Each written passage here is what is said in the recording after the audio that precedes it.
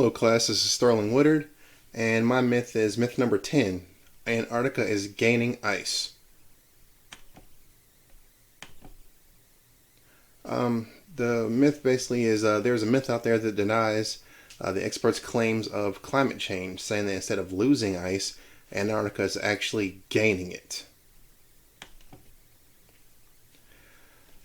Oh, the theory is partially correct. Sea ice is the one actually increasing only because of a drop in ozone levels.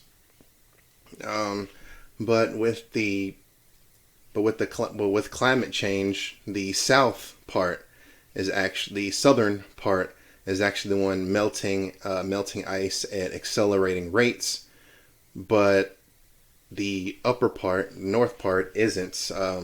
That's the part that's actually gaining. So that's why I say it is partially correct. Now it is gaining, but it's also losing. It's also losing more than it is gaining. That's why I said they were partially correct.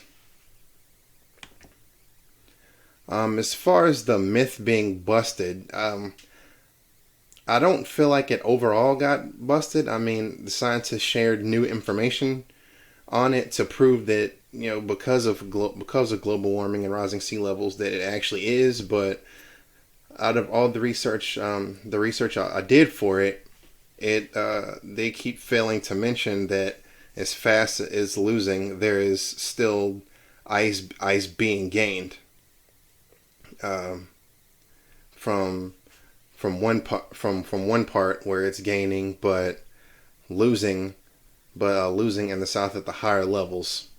Um, Overall, I guess the myth did get busted, but it was both right and wrong at the same time. Here are my references, and that is all I have for now, class. Thank you.